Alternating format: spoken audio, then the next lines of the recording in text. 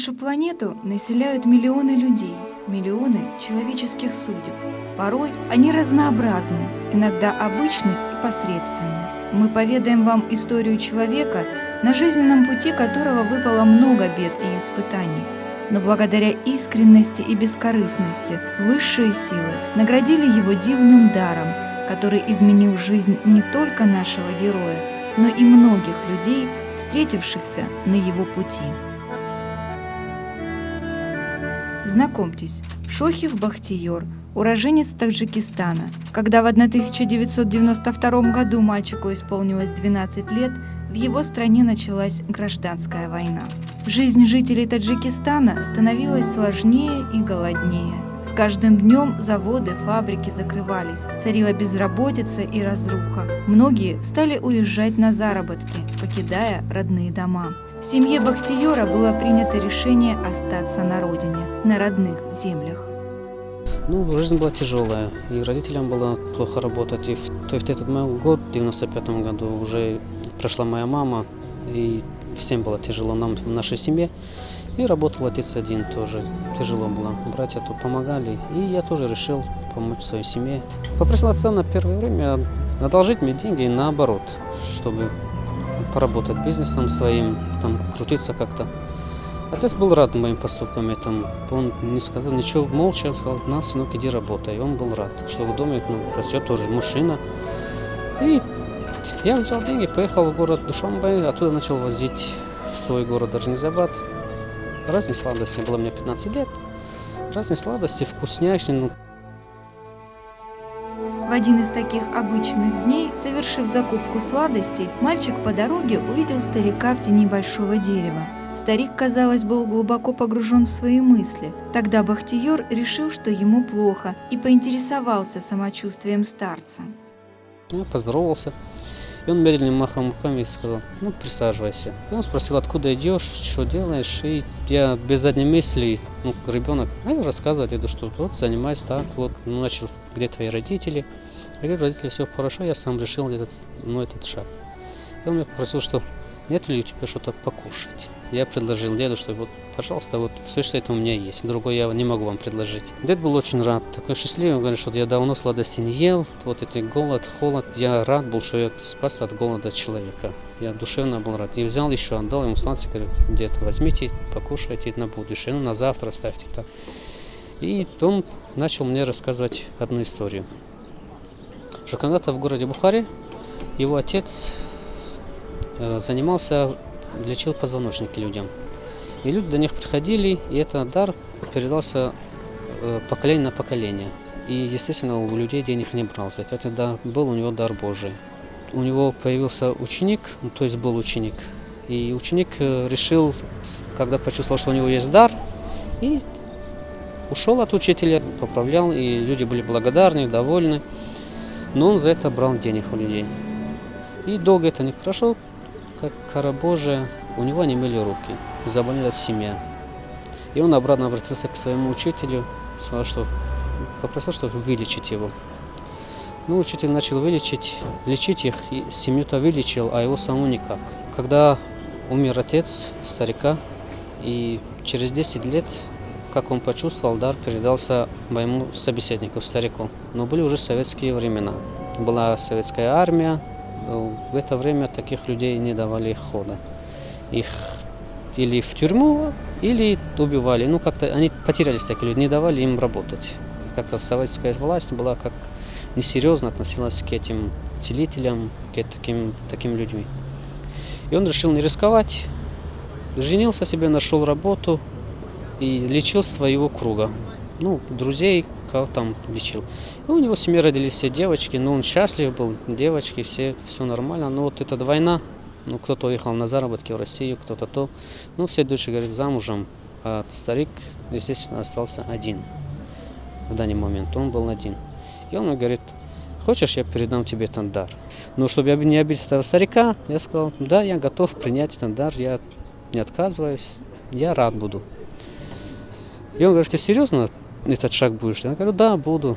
И Он пожал мне руку и поставил одну руку в голову и сильно пожал мне ладонь и голову. Я почувствовал такое тепло, но не обратил на это внимания. Думал, ну, старик болен, ну, рука теплая или температура, я на это не обратил внимания.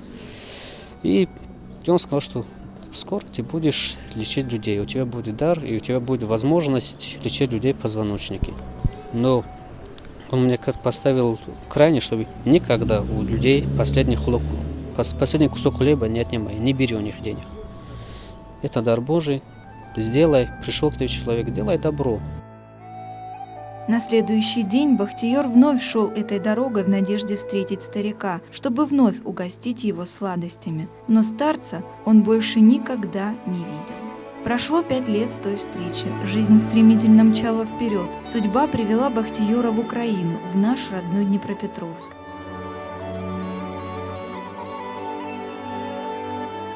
Я закончил среднюю школу, но я так и работу себе не мог найти. И шансов учиться дальше в Таджикистане у меня не было. Потом я приехал к брату сюда, на Украину. У меня брат здесь жил, позвал. Я приехал сюда, думал, тут счастье найти, тут работу, ну, чтобы начать жить своей жизнью тут. Я приехал, тут нормально, хорошая страна, мне понравилось.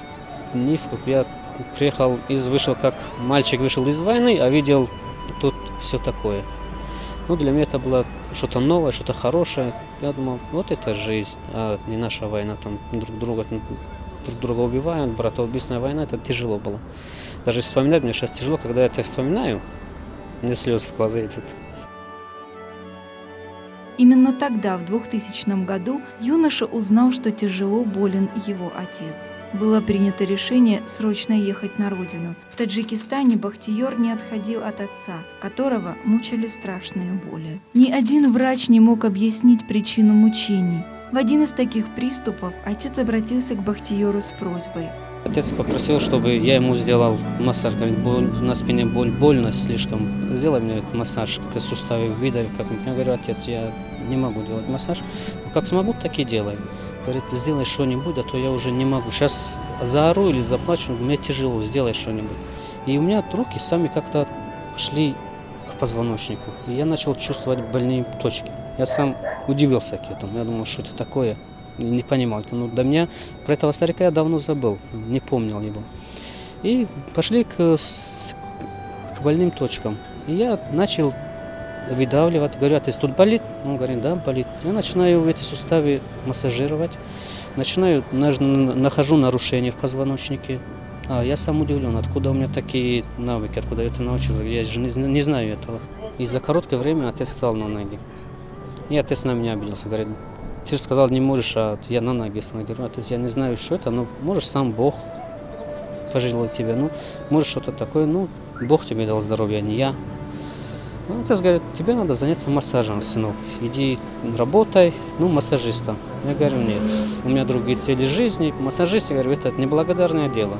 Жизнь была хорошо, отец даже женился. Молодая жена, все было в порядке, все было в семье счастье. И у меня работа пошла хорошо. И каждое утро я заходил до отца и брал благословение. Каждое утро. И каждое утро я как привычки. Заходил, взял благословение и пошел. У меня работа была хорошо, у меня бизнес шел хорошо. В Таджикистане, в таком маленьком стране, я хорошо зарабатывал. Все отлично было. Но в 2003 году, 23 декабря, случилась проблема с отцом по семейным делам. И в ту ночь он как-то давление поднялся, он что-то почувствовал, он не хотел мне показать и отправил меня спать, чтобы я ничего. И на утро я встаю, отца уже нет. Огромная скорбь утраты, казалось, отразилась на всех делах сына. Ничего не получалось. Неудача за неудачей постигали Бахтияра и привели к полному банкротству. Именно тогда Баха сделал переоценку жизненных ценностей, поняв, что все, что было у него, дано было Богом по благословению отца. После многочисленных попыток найти работу в Таджикистане, в 2005 году Бахтияр принимает решение вернуться в Украину, в Днепропетровск, где жил его брат. Приехал я до брата своего, и Брат был тоже не против, у них тоже своя жизнь тяжелая, ну, каждый живет своей жизнью. Но он как брата принял и поделился со мной своим хлеб куском. Чтобы я тоже не потерялся, может, дальше я сам бы еще дальше развивался. И я работал ночным продавцом, просто продавец ночной. И в один день я видел мужика одного, и он ходит, у него руки не имеют или ноги не имеют, он падает или встает, ну, так что ему тяжело было. И раз я его видел, не обратил внимания, думаю, что ну, пойдет в больницу, такого ничего не было. А потом второй раз увидел, когда меня начала совесть мучать. И какое-то чувство, что вот ты можешь вылечить, ты можешь его сделать, ты ему не помогаешь. Я пошел к нему и спросил, что у вас за болезнь? И он мне отвечает, что не знаю, вот столько уже болею, иду к врачам, ну, временно уходит, а потом через некоторое время опять приходит, мучаюсь. Я говорю, если вы не обидитесь, я вам помогу, сделаю вас выздоровлю, я посмотрю вас. Я говорю, ты можешь сделать это? Я говорю, посмотрим. Я говорю, если сделаешь, я тебе денег дам, то дам, ну, благодарю, хорошо. Я говорю, ничего, главное сейчас ваше здоровье, приходите, я вас посмотрю просто. И он пришел, я посмотрел, прошелся по позвоночнику, у него проблема была только в позвоночнике, ничего больше, потому что все наше тело зависит от позвоночника. Много нарушений, и я все это заметил. Мы за 6 дней справились, поставил на ноги, он здоров, нормально уже, хотел уже облагородить деньгами, я говорю, как-то вот деньги, я говорю, денег не беру. Когда мне в голове, я вот старика не помнил, но в голове как-то цикл такой был, что денег не брать нельзя. Вот так простой, трудолюбивый молодой человек Бахтиер открыл в себе дар, переданный ему когда-то старцем, встретившимся когда-то в тени Чинара. После первого случая к Бахе, так называют его знакомые, потянулись люди, которым уже давно никто не мог помочь. Видите ли, я любитель ходить в баню, и иногда в процессе посещения бани я хожу на массаж. И вот в один из таких моментов мой массажист обратил мое внимание на то, что у меня искривлен позвоночник в области поясницы. Меня это очень удивило, так как ранее я даже не предполагал. После чего обратился к Бахтиеру с просьбой посмотреть меня. После первого сеанса я почувствовал, что мое состояние совершенно изменилось. После второго уже у меня вообще никаких не было сомнений в его квалификации. Ну и впредь, вот по сей день я чувствую себя прекрасно. Спина хорошо, все. То есть я считаю, что это очень интересный такой талант, учитывая то, что вот простой человек и делает очень серьезные вещи, на которые люди учатся по много лет, и не факт, что у них получается то же самое. Ну, ввиду этого, мне даже кажется, что на это целесообразно обратить внимание и властям, и специалистам в области здравоохранения.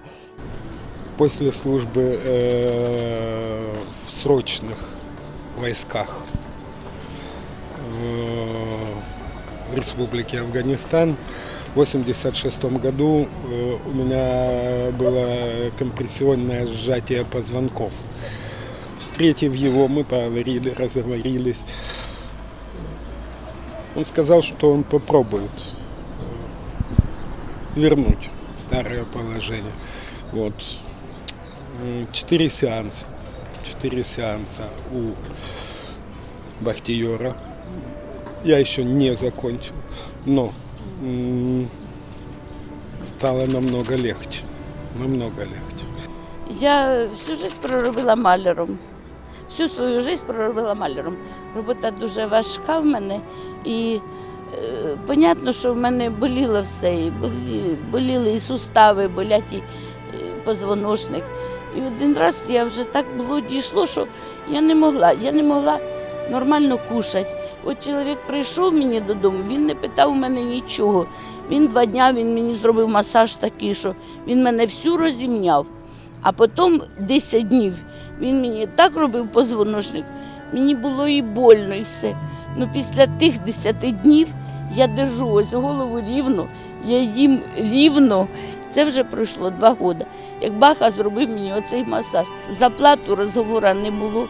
І речі, навіть копійки я не віддала за те. Він приходив, це все робив безвозмездно. Я с детства занималась спортом, прыжки в воду. То есть, когда я сдавала на кандидата в мастера, то есть я не докрутила сальто назад и упала спиной. У меня выбито было 3 диска. Говорю, Баха, болит спина. Говорит, сейчас сделаем. То есть 1,5 года я вообще не знаю, что такое больная спина. Нужно помогать, потому что он работает, он не зарабатывает этим деньги. Он просто хочет помочь людям. Могу сказать только одно. У человека действительно золотые руки. Сколько он помогал, и причем помогает абсолютно безвозмездно. Я видела, как он вправлял позвоночник. Ну, не могу сказать. Вот вставали и уходили абсолютно. Настолько хороший человек. И главное, что если бы ему еще помогало наше государство, было бы еще лучше.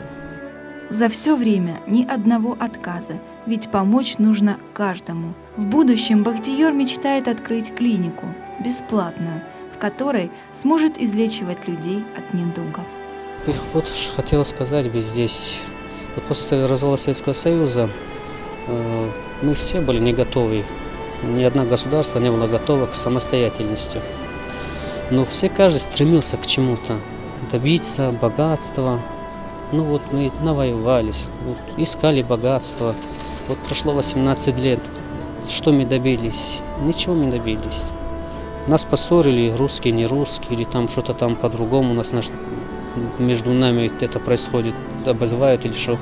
Нас поссорили враги, и, как говорится, разъединилось наше объединение, которое мы объединили были. Нам было тогда хорошо. Советский Союз как-никак для кого-то был хорошо, для кого-то был плохо, но мы как-то жили хорошо. После развала и каждый хотел стать богатым, богатым, старался каждого. Ну, 90-е годы мы все знаем, какой он был. Ну, чего мы добились? Прошло 18 лет, ничего не добились. Богатые стали. Никто богатый не стал. Сколько богатых? 20% на Украине богатые люди. Средняя жизнь уровня упала, вообще его нету, остались бедные. Надо как-то объединиться и поднять Украину. Очень много